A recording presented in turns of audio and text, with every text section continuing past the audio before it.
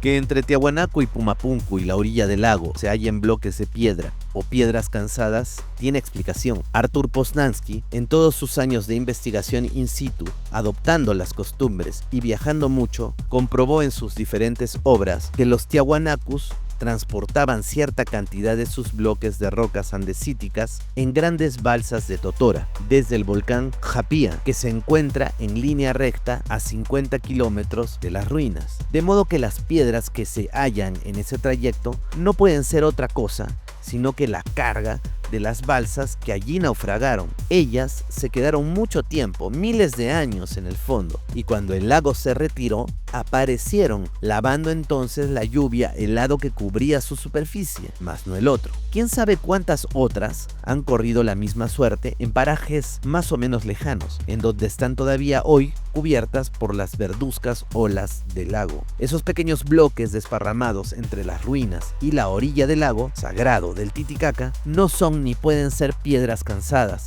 como se les denomina hoy, porque fuera de las razones ya expuestas, los mismos no poseen ni la 20ª parte de las dimensiones que presentan los demás de igual procedencia que existen en Tiahuanaco y que, igual que los otros, no manifiestan señal alguna de haber sido arrastrados. Más bien se han sacado piedras de Tiahuanaco durante siglos a todas direcciones para construir casas, ingenios de minas, iglesias, etc.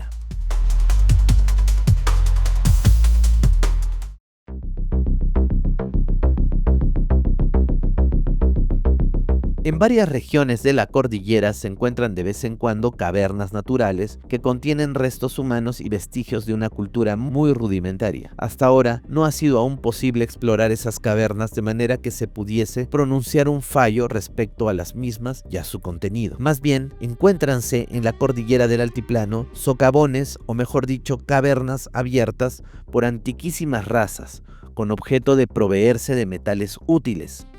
Estas se distinguen de las que fueron cavadas por los españoles, existentes también en gran cantidad a consecuencia de la insaciable sed de oro y metales preciosos que embargaba a estos últimos y los arrancaba de sus hogares para diseminarlos, anhelosos de riquezas, por el Nuevo Mundo. Aquellas cavernas, restos de antiguos trabajos metalúrgicos, muy anteriores a los de los españoles, cuya remota edad queda manifestada por haber estado hasta hace pocos años cubiertas por el sigiloso manto de los glaciares, dejan entrever que en inmemoriales tiempos una raza inteligente, llena de energía y vigor, se proveía en las entrañas de la cordillera de metales útiles pero no preciosos.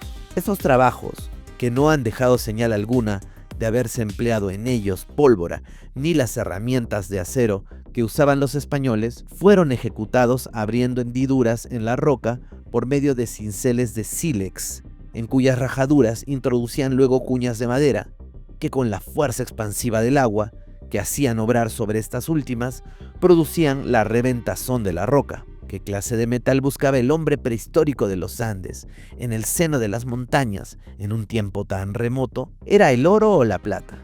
Seguramente que no. Un metal mucho más útil para él le hizo subir a las más altas cumbres de la cordillera andina. Era el estaño del que se proveía para dar en la fundición la fluidez y dureza necesaria al cobre del que fabricaba sus ídolos, armas, herramientas, adornos y llaves de contención, sellos en forma de T de sus megalíticos edificios.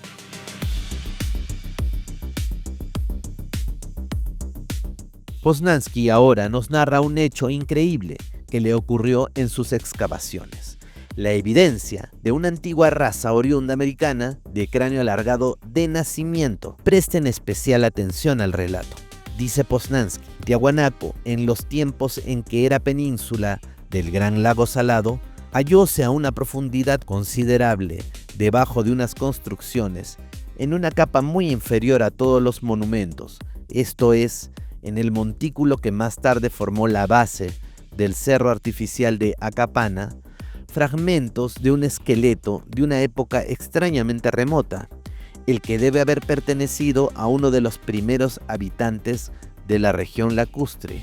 El cráneo en cuestión fue hallado, por consiguiente, en el estrato más antiguo. Indudablemente pertenecía según nuestras investigaciones, a un individuo que fue predecesor de aquellos grupos de razas que más tarde levantaron los portentosos monumentos megalíticos de Tiahuanaco. Que el cráneo se fosilizase, a pesar de que la construcción química del terreno era muy apropiada para su conservación, así como también la circunstancia de que fue hallado a una profundidad muy grande correspondiente al estrato de cultura más antigua, en el que se encuentran igualmente esqueletos de una fauna extinta, son las mejores pruebas para documentar la enorme edad de ese cráneo de Tiahuanaco. Por ende, el mismo debe ser, sin tomar en consideración los hallazgos argentinos, uno de los más antiguos cráneos humanos que se han hallado en la América del Sur. Su forma demuestra una evolución muy adelantada, no poseyendo ninguna señal pteromorfa remarcable. Quiere decir que es un cráneo antiguo, sin rasgos simiescos. Se encontró un homínido sapiens americano, un Homo andinae.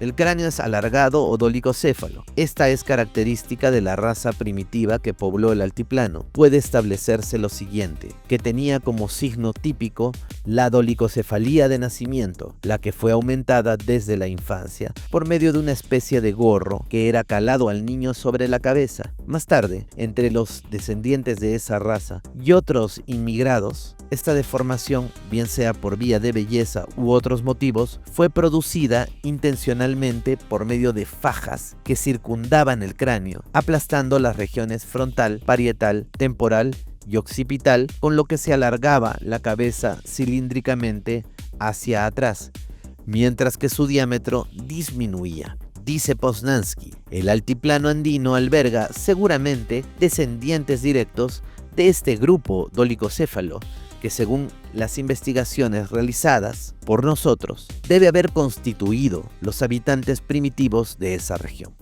Existe igualmente en la región andina una gran variedad de otros grupos de razas, las que somáticamente difieren unas de otras y que probablemente descienden de inmigraciones posteriores. Sigamos con la historia de esta antigua estirpe prohibida de Tiahuanaco. Más tarde, una parte de los autóctonos fue trasplantada a varios otros puntos, yendo quizás como jefes delegados o mitimaes de la gran metrópoli de Tiahuanaco a provincias, puesto que algunos de aquellos cráneos típicos se encuentran también diseminados en pequeño número en las sepulturas más alejadas del continente. Hasta ahora, en ninguna de las excavaciones practicadas en el altiplano por las diversas comisiones científicas se ha dado la importancia merecida a la profundidad en que se efectuaban los encuentros de restos humanos. Solamente observando esto, se puede reconocer el orden cronológico, o mejor dicho, la época a que pertenecen los restos humanos hallados. En las cavernas y debajo de rocas salientes que se hallan en las alturas del Valle Vilcanota, existen restos humanos y artefactos que sin duda son de un periodo muy remoto, los cuales servían más tarde como utilísimo e importante material para futuras investigaciones antropológicas.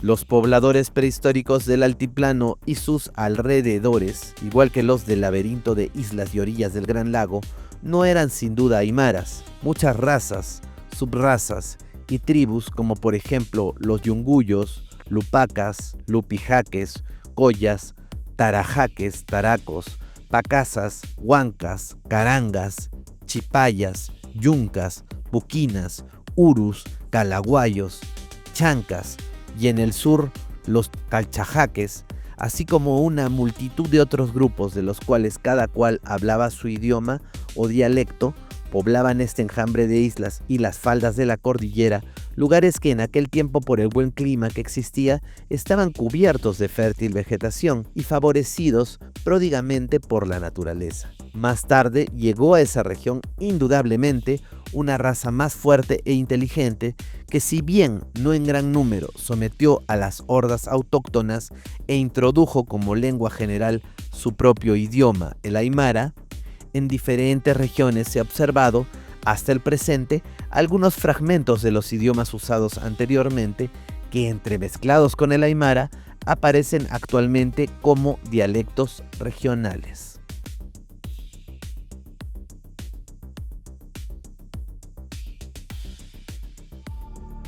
El hombre prehistórico vivía en el altiplano junto con una fauna que en parte está extinta, en parte degenerada. Los vestigios más remotos de esta fauna se encuentran en los aluviones de Uyoma, que en antiquísimos tiempos era una península del Gran Lago Andino. Según investigaciones modernas, como las de Graham Hancock, podemos ver algunos de estos animales calcados en los pétreos monolitos antediluvianos de Tiahuanaco. En el área de Calasasía hay una puerta, ¿no? Que se llama como la Puerta del Sol. Tiene muchas figuras que están talladas en la piedra. Donde está ahí parado no era el lugar que en la antigüedad estaba parado. Se ha movido esto, pero contiene muchas figuras que son bien difíciles de interpretar. Y una de estos tiene absolutamente la forma de un elefante que tiene sus dos colmillos y la trompa. Dice,